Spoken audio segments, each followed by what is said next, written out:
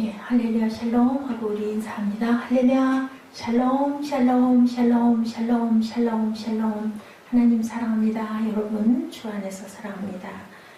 오늘은 사순절 4일째 되는 날이죠. 올해는 사순절이 1일부터 시작해서 좀 기억하기가 좀 쉽습니다. 그래서 오늘은 어제까지 여호수아 마지막 장까지 다 마치고 24장까지, 오늘은 요나서 4장 1절에서 11절로 잘 아는 말씀이죠. 요나의 분노와 하나님의 자비, 하나님의 섭리, 하나님의 사랑에 대한 그런 내용을 함께 묵상하는 시간 갖도록 합니다. 1절에서 11절까지 우리 함께 합독했어요. 그죠? 요나가 매우 싫어하며 성내어로 시작합니다. 왜 요나가 매우 싫어하고 성냈을까요? 야훼께 기도하여 이르되 여호와여 내가 고국에 있을 때 이러하겠다고 말씀하지 아니하나이까. 그러므로 내가 빨리 다시스로 도망왔다. 니느웨에 가서 외치라 했는데 요나가 그 너무너무 싫어서 아수르의 그 만행과 횡포가 아주 생각할수록 분통이 터지고 싫어서 절대로 회개하라는 말을 외치고 싶지 않다 해서 다시스로 도망간 그러한 사건이죠. 그러면서 얘기합니다. 하나님께 야훼께 기도하여 이르되 내가 고국에 있을 때에 이러하겠다고 말씀하지 아니하나이까. 나는 안 가겠다. 니느웨로 다시스로 가겠다라는 거죠. 주께서 은혜로우시고 자비로우시면 노하기를 더디하시며 인내가 크시사 뜻을 돌이켜 재앙을 이루지 아니하신 하나님이신 줄을 내가 알았음이니이다. 절대로 하나님께서는 그렇게 다 멸망시키고 그렇게 하진 않으실 거다. 야훼 원하건대 이제 내 생명을 거두어 가소서. 사는 것보다 죽는 것이 내게 나음입니다. 명령하셨는데 그 듣지 않고 반대방향으로 거꾸로 가다 보니까 아주 마음이 불편하고 아픈 거예요. 야훼께서 이르시되 내가 성내는 것이 옳으냐, 너 왜 이렇게 화를 내냐 라고 물어보시죠. 요나가 성읍에서 나가 그 성읍 동쪽에 앉아 거기서 자기를 위하여 초막을 짓고 그 성읍에 무슨 일이 일어나는가 보라고 그늘 아래에 앉아 있었어요. 그랬을 때 하나님께서 요나의 머리에 그늘을 들여주시기 위하여 못을 박으시면서 박넝쿨이 그 그늘을 만들죠. 요나가 너무 기뻐합니다. 시원하니까. 괴로움을 면하려 하게 하셨다. 7절에 다시 하나님이 벌레를 하나 만드셔가지고 박넝쿨을 다 갉아먹어버리고 잎이 다 시들어버리게 합니다. 어떻게 됐을까요? 머리빗가락 떼약볕으로 가리는 게 없으니까 쨍쨍 부는 데다가 하나님께서 동풍을, 더운 바람을 불어서 더 덥게 만들어요. 요나는 이제 죽을 지경이죠. 8절에 해가 뜰 때 하나님이 뜨거운 동풍을 예비하셨고 해는 요나의 머리에 쪼이며 요나가 혼미하여 스스로 죽기를 고하여 이르되 사는 것보다 죽는 것이 내게 나으니라. 이 얘기를 참 많이 한 것 같아요. 3절에도 그 얘기를 하죠. 사는 것보다 내가 죽는 게 낫다. 우리도 그런 얘기 평소에 많이 합니다. 여러분 안 해야 되는데 저도 잘 그래요. 도대체 그냥 차라리 얼른 하나님 나 데려가셨으면 좋겠어. 이런 얘기 옳지 않고 온전치 않은 얘기이기는 한데 요나도 너무 괴롭고 너무 힘드니까 이렇게 지금 얘기하고 있습니다. 해가 뜰 때 하나님이 요나에게 이르시죠. 내가 이 박넝쿨로 말미암아 성내는 것이 어찌 옳으냐 하시니까 그가 대답하되 내가 성내에 죽기까지 할지라도 옳으니라. 나는 화납니다. 왜 박넝쿨은 말라버려가지고 내 머리에 이렇게 뜨거운 햇볕이 쪼여서 나를 죽게 만드는지 난 너무 억울하고 속상하다. 10절에 야훼께 이르시되 내가 수고도 아니하고 재배도 아니야. 그죠? 박을 직접 심은 것도 아니었잖아요. 그리고 그냥 우연히 머리를 가려준 걸로 그늘이 져서 너무너무 기뻤는데 그게 없어졌다고 그래서 이렇게 화를 내는 거는 옳지 않다는 걸 하나님이 지적하십니다. 하룻밤에 말라버린 이 박넝쿨을 너는 아꼈다. 하물며 이 큰 성읍 니느웨에는 좌우를 분별하지 못하는 자가 12만 명이다. 가축도 많이 있나니 내가 어찌 아끼지 아니하겠느냐. 생명이 12만 명이나 있고 또 가축도 많은데 내가 그들을 어떻게 이렇게 한 번에 다 멸하겠느냐. 내가 그들을 용서해 주는 게 왜 나쁘냐 이제 이 얘기를 하는 거죠. 요나에 대한 요나 선지자에 대한 고찰. 요나는 아미떼의 아들이죠. 북이스라엘의 여로보암 2세 통치 시대에 활동한 구약시대 선지자로 최초의 이방 선교사였습니다. 이걸 기억해야 되죠. 최초 이방 선교사였다. 그리고 또 여호수아에서도 누가 나왔어요? 여호수아가 딸을 주겠다고 얘기했을 때 그 딸의 그 배필이 되었던 사위가 또한 최초의 선교사로 사사로, 최초의 선교사가 아니라 최초 사사시대에 사사가 되는 그런 역사가 있었는데, 이제 여기에 보니, 아미떼 아들로 여로보암 2세 통치 때 활동한 구약시대 선지자로 최초의 이방 선교사였다라고 이렇게 나타나 있습니다. 3절 이하에 보니 요나는 여호와의 낯을 피하여 욥바로 가서 다시스로 가는 배를 타고 니느웨의 반대편으로 이제 도망을 하죠. 하지만 야훼께서 북폭풍을 크게 일으켜서 배가 파손될 때 사공들이 그 배를 건지려고 뭐 진보다리면 무거운 걸 다 버렸는데, 그랬는데 그만 그래도 계속 이 배가 물이 들어차고 거의 이제 침몰될 위기에 있어요.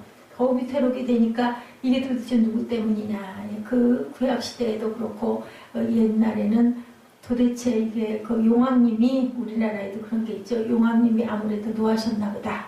여기다 제물을 드려야 된다. 뭐 이런 얘기들이 있어요. 근데 여기 이스라엘 사람들은 꼭 제비를 뽑죠. 도대체 누구 때문인가 보자. 제비를 뽑았어요. 잠언에 보니까 16장 33절에 사람의 제비는 뽑으나 이를 작정하기는 야훼께 있느니라 했다라는 거죠. 그렇기 때문에 제비들을 뽑습니다. 뱃사람들이 요나에게 이 재앙이 무슨 용고로 우리에게 임했는지 내가 밝히라 했을 때 9절에 나는 히브리 사람이요 바다와 육지를 지으시는 하늘의 하나님 야훼를 경외하는 자다 얘기를 합니다. 10절에 보니까 뭐라 그래요? 10절에 보니까 자기가 야훼의 낯을 피함인 줄을 그들에게 고하였고 그들은 심히 두려워하여 내가 어찌하여 이렇게 행하느냐고 원망하죠. 그랬을 때 뭐라 그래요? 이렇게 지금 요나서 4장 얘기를 하고 있습니다. 그랬더니 예나 지금이나 하나님의 사람이 하나님의 명령을 거역하고 불순종하게 되면은 벌을 받는다는 이런 얘기들이 있죠. 자신의 불행은 말할 것도 없고 주변 사람들까지도 큰 엄청난 피해와 고통과 불안을 주게 되기 때문에 결국은 불신자들로부터 굉장히 원망과 책망을 받는 그런 일들이 지금도 뭐 소소하게 얘기들이 되고 있습니다. 뱃사람들 우리가 널 어떻게 해야 바다가 잠잠해지겠느냐고 물었을 때 12절에 나를 들어 바다에 던지라 그리해야 바다가 잠잠해질 것이라고 스스로 자신에게 사형 언도를 내리죠. 나를 들어서 바다에 던져라. 그 얘기를 합니다. 그랬더니 이제 어떻게 해요? 도저히 안 되겠으니까 결국은 요나를 바다에다가 던지죠. 그리고 잠잠해지고, 그리고 하나님께서는 커다란 물고기를 예비해서 요나를 삼키죠. 그리고 33일 주야를 물고기 뱃속에 있었습니다. 밤낮 사흘을. 2장의 내용을 보면 요나는 물고기 뱃속에서 비로소 회개를 하게 되죠. 그리고 자기 영혼이 바다 밑바닥을 누비고 산뿌리까지 오르락, 이제 죽을 고비까지 오르락 내리락 했다는 것을 알고 죽지 않도록 생명을 붙들고 살리신 하나님을 바라보는 거죠. 너무 고통스러우니까 구원해달라고 회개의 눈물과 통곡이 터지죠. 그래서 하나님께서는 물고기로 육지로 가게 하고 토하여서 요나가 살아나고, 그리고 이제는 사명을 받아서 니느웨로 떠나게 됩니다. 뜻을 받들지 않을 수가 없죠. 생명이 다시 살아나는데 회개도 했는데.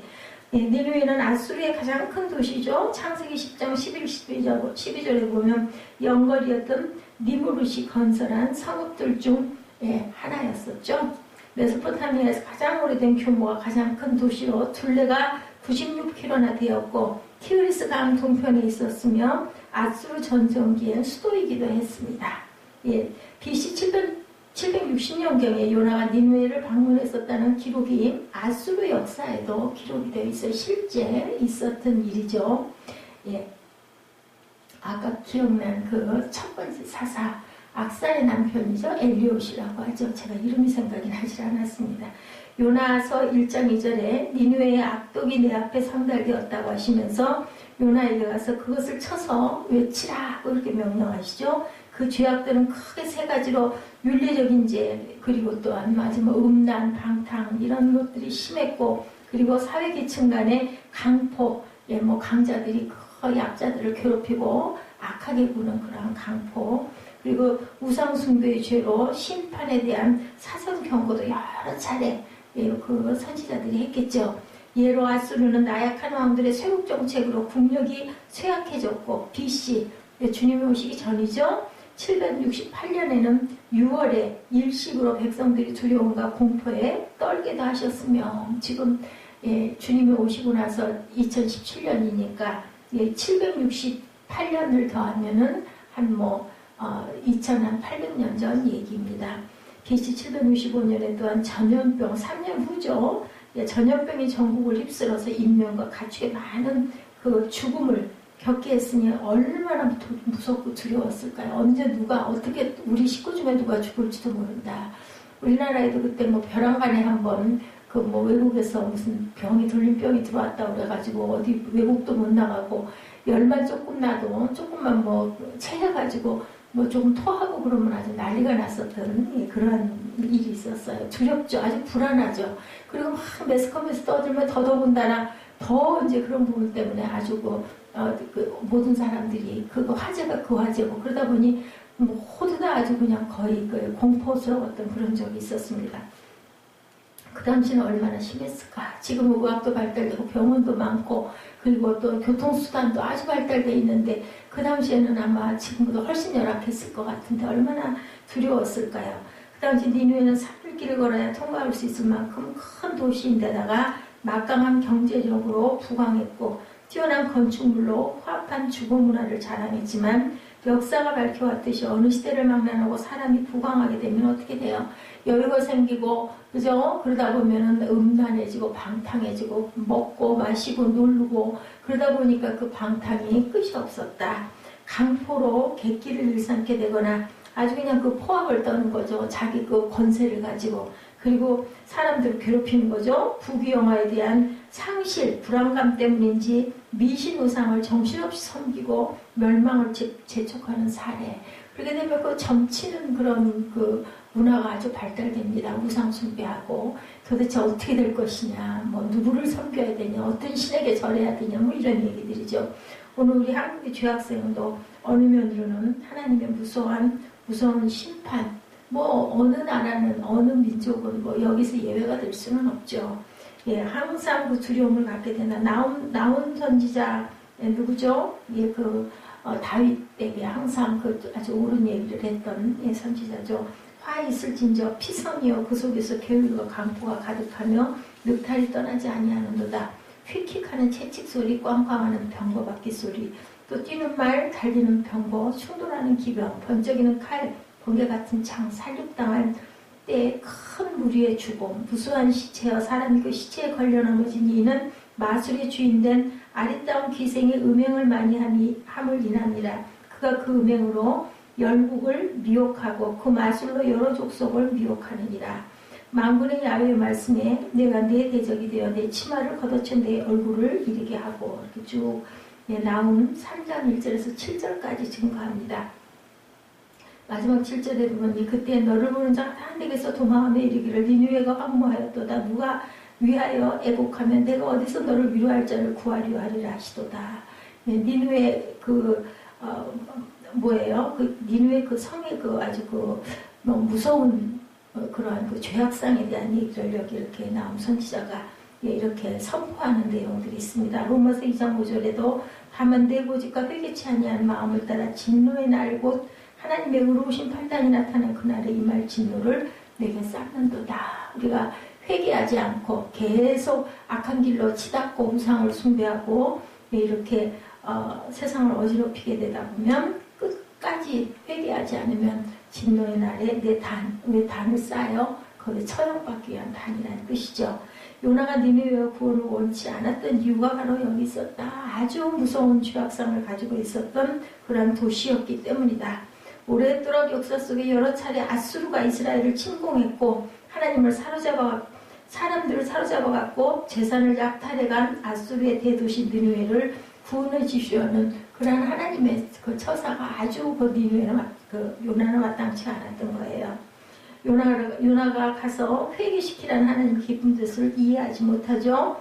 니느웨가 하나님의 심판으로 멸망하기를 소원했다. 이렇게 악한 나라를 왜 살려놔? 도대체 왜 가서 회개하라고 내가 외쳐야 돼? 이런 마음이 들었던 거죠. 아까 앞절에 얘기했던 것처럼 아주 대단하죠. 예. 늑탈도 대단하고 강포도 대단하고 음란과 그리고 우상숭배가 아주 판을 쳤던 그런 곳이고 또한 이스라엘을 여러 차례 침공해서 괴롭혔고 이런 부분들이 보다 보니까 정말 가기가 싫었던 거죠. 예, 그때 너는 너를 보는 자가 다 내게서 도망하여 이르기를 니느웨가 황무하였도다 누가 위하여 애곡하며 내가 어디서 너를 위로할 자를 구하리라 하시도다. 이렇게 할 정도로 이 니느웨는 아주 대단히 아주 문란하고 아주 멸망 직전에 있는 그러한 곳이었다. 요나가 가서 회개시키라는 하나님의 기쁜 뜻을 이해하지 못하죠. 저것들 불쌍해서 어떻게 하는데 뭐가 불쌍해요. 하나님 아예 다 그냥 아주 멸해버리시지 그러세요. 이런 마음이 들었다는 거죠. 요나가 느느웨의 구원을 원하지 않았던 이유입니다. 요나가 고기 뱃속에서 죽을 지경에 처하여 회개하고 야훼의 명령을 수행할 것을 서운해 있게 다시 살아나와서 요나가 3장 3, 4절에 얘기하죠. 여호와의 말씀대로 일어나 니느웨로 가니라. 니느웨는 극히 큰 성읍이므로 3일길이라. 요나가 그 성에 들어가 하룻길을 행하며 외쳐 가로되 40일이 지나면 니느웨가 무너지리라. 얼마 안 남았어요.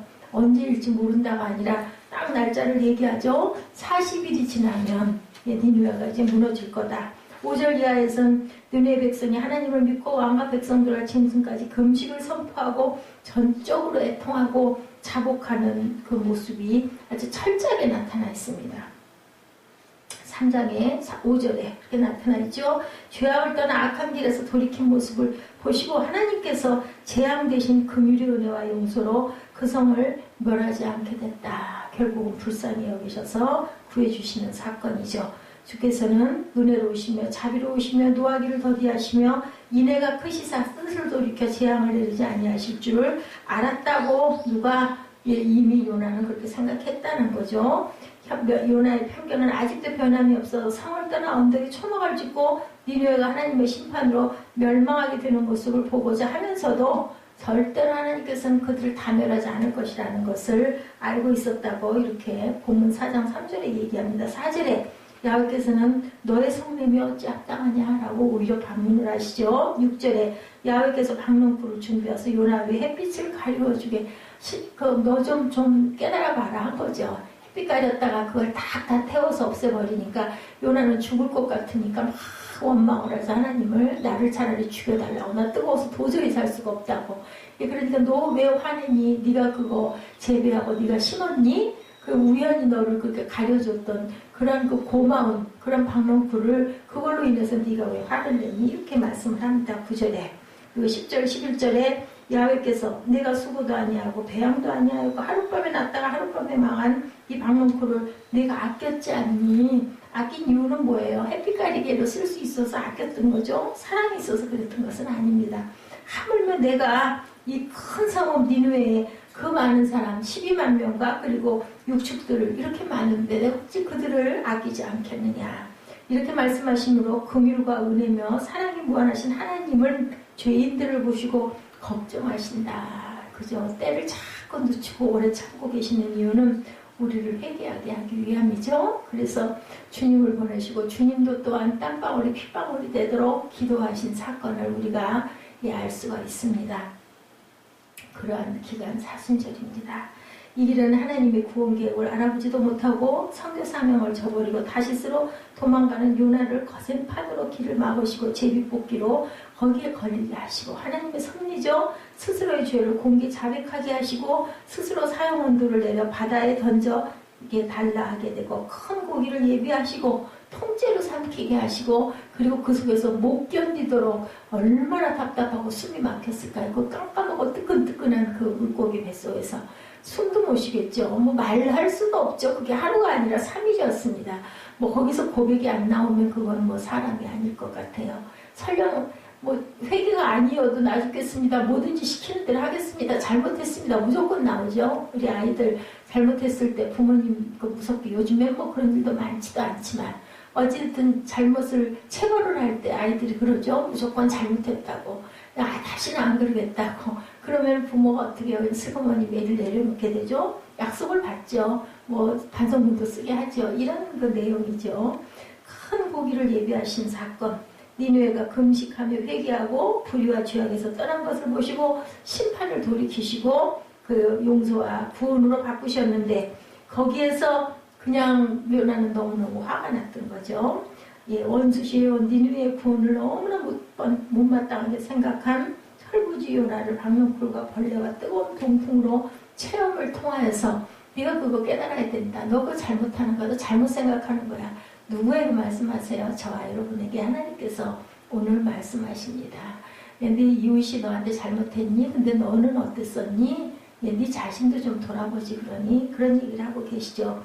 영혼의 가치와 선교 사명의 중요성을 깨닫게 하시는 우리 하나님의 인자하심과 너그러우심과 무한하신 사랑을 우리에게 알려주십니다. 오늘도 저와 여러분들이 정말 뭐 착하고 장하고 대단하고 똑똑해서 하나님이 보고 계신 게 아니라 너무너무 불쌍하시고 너무너무나 애처로우시고 안타까워서 바라보고 깨달아라 하고 이 요나서를 통해서 저와 여러분에게 나는 정말 사랑이 많고 인애가 많고 그리고 오래 참고 자비한 그런 네 하나님이야. 그래서 내가 내 아들도 너에게 보내서 그 죄를 씻어주지 않았니? 누구도 죄에서 해방될 사람은 혼자 해방될 사람은 아무도 없어. 죄 없는 사람은 너 아무도 없어 라고 얘기하시죠.